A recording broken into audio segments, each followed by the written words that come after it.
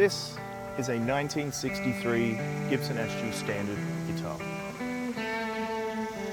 This is and has been for most of my life my dream instrument, my dream object. A 63 Sg. PAFs, the longer tenon. It's been something I've worked towards for years and years and years. It represents every gig I've done, whether good or bad. It represents every moment I've had, happy and sad. It represents how much I wanted it. It represents how hard I worked to get it. To a lot of people, this has a lot of monetary value that's assigned to it,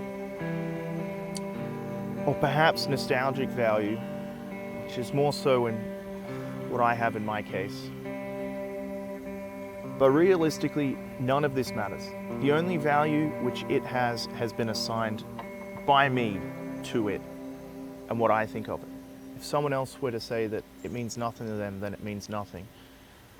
And there's no amount of money that could trade this guitar for anything I have, because this guitar represents everything I've gone through to get it. Realistically though, the year of this guitar, the price of it, the pickups in it, the hardware used, the pots in it, none of that matters. It's not about having an old guitar. It's not about the year of the guitar or the age or the fact, it's got a Brazilian board. All that matters is the feelings that I assign to it. And the fact that it still gives me the same chills and it still gives me the same endearing feeling and vivid excitement that I had when I was a child looking at these.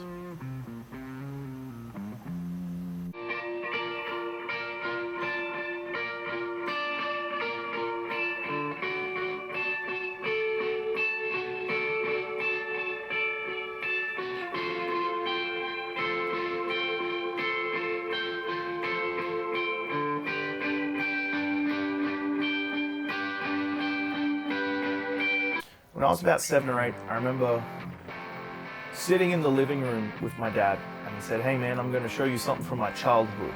It's a show called The Old Grey Whistle Test." And those words had no bearing on me, but I said, "Yeah, sure."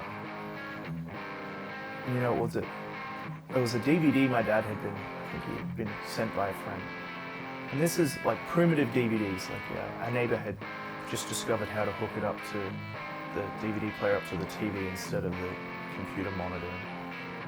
It didn't have a menu, it just played the DVD. My dad sat down on the couch after putting it in and started playing. For the next 4 minutes, I was transported to another world. It was the Old Grey Whistle Test. The band was Alice Cooper band. They were playing Under My Wheels, and the video starts with a zoomed-in shot of Glenn Buxton's triple pickup white SG. And, it zooms out and then cuts to Alice as he starts singing. And I just remember from the moment I saw that guitar and heard those opening notes that nothing else mattered and nothing else felt important. It truly was just being transported to another world. But seeing that object, that Gibson Sg guitar, changed my life in that moment. From that point on, all I wanted to talk about or see was Gibson Sgs. Find them in, newspaper, music sections. I would, look through magazines for pictures of them, or I begged my dad to take me to the guitar store and I'd stare at them. It didn't matter what configuration or color or brand it was. None of that had an assigned value to me yet. It's just so cool to look at and see them. I remember the first guitar I got was, an Sg copy, and I was so stoked that was my first guitar. It was the same guitar that Glenn Buxton played. It wasn't until I got older that these assigned values started taking place, when I thought, well, I want a Gibson, not an Epiphone. Or I want a 63, not a 67 or a 62 for these reasons. And the further along I've gotten into my musical journey, I've realized that none of these things truly matter. Because at the end of the day, I'm still able to pick up a guitar, especially an SG, and have that sensation that I had as a child. And that's the single most important thing I can have, is to be brought back to a point where all that mattered was how cool this singular object is. And being able to relive that moment, because every time I pick up an SG, that's exactly how I feel.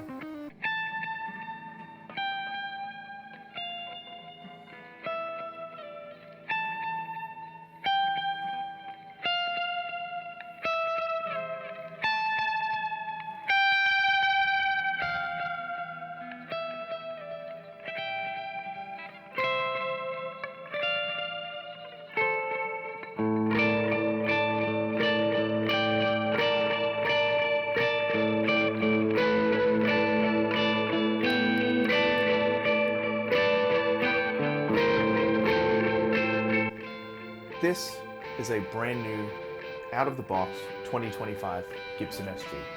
It's not mine. It was loaned to me by Gibson. I asked them, I said, I need to use an SG on a few dates, and although I'd love to bring my old one, it's not viable to bring the old guitar. And they said, sure, we can loan you one for a couple of weeks. And I thought, while I have this in my possession, I'm going to test something. I'm going to see if I'm using this purely as a tool, or if this still makes me feel the way that an SG made me feel as a kid. And when I got on stage for the first time with this thing, it was all there.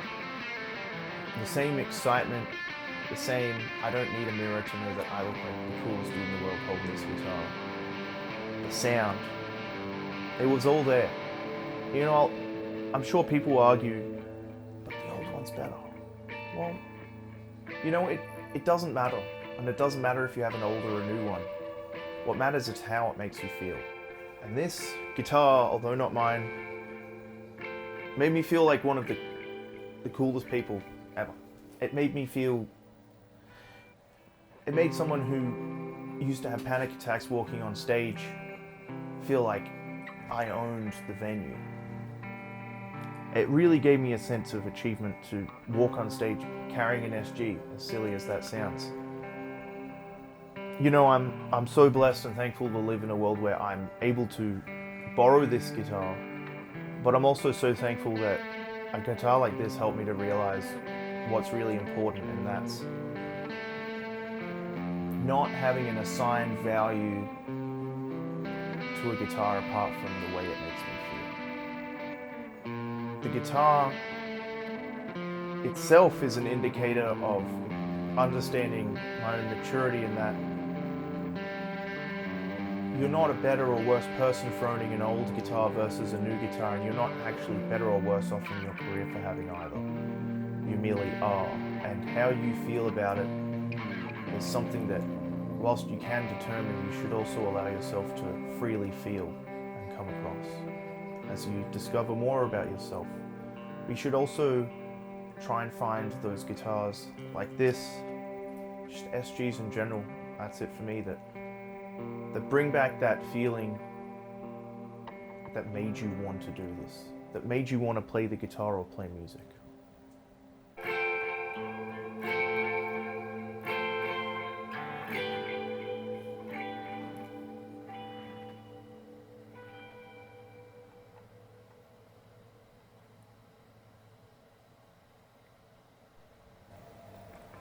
Look, this might all seem a bit convoluted and a long way round of talking to you about how good a new Gibson Sg is compared to an old one, but it's not necessarily just about that. The guitars signify to me that it doesn't matter which one I had, I'm where I need to be and I'm where I'm meant to be. And when I put them side by side, I think about everything I've done and everything I'm doing. Sometimes I look at other people who might have a better or older SG than me, and I used to think, I wish I was them. Or, I wish I was this person. Oh, I wish I I wish I was a session musician. I wish I had a huge touring gig. But I've realized that those thoughts don't help me. You know, maybe it's an ideal goal, but wishing for them and pining over them can actually hurt and really lead to some upsets. But looking at those two guitars reminds me that I'm in Music City, I'm playing music for a living. I'm on stage 40 hours a week. I'm lucky to have one gig, let alone 10 shifts a week. And if I ever felt like, I need to be on tour, I'm lucky enough to even be on Broadway. I'm lucky enough that I was able to save up and afford my dream guitar, and it took a lot, but that guitar to me is a sign that I'm where I'm meant to be, and that no matter what happens, I'm in the right place. And I think that's something that we can all carry with us as we go about our life, is not worrying about what others think, and not being judged, because you're where you're meant to be and you're doing what you're meant to be doing. And if buying an old guitar or a new guitar is what's in the cards for you, then that's what it is. But you know, it doesn't matter if you have an old one or a new one. It's all relative. They're all great.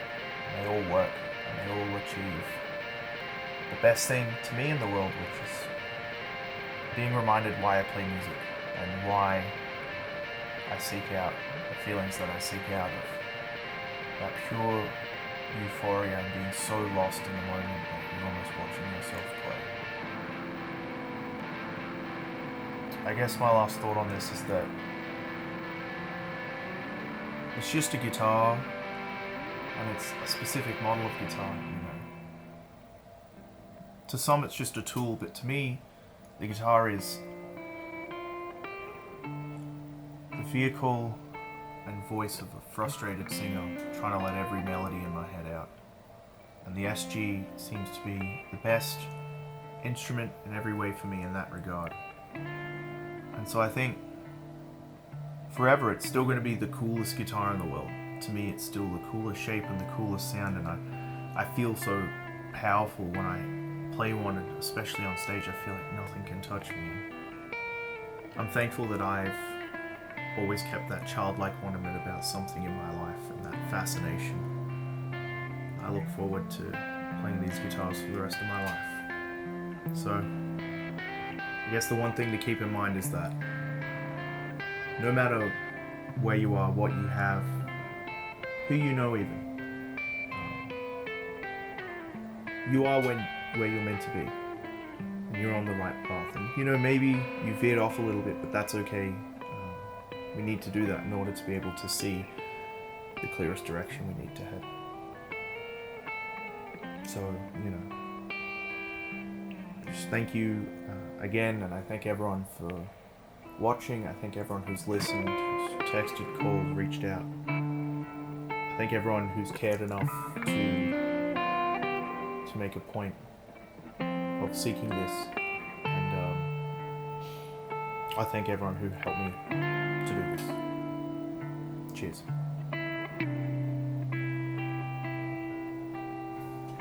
Yeah. That felt pretty good. I think that sealed it. Cool.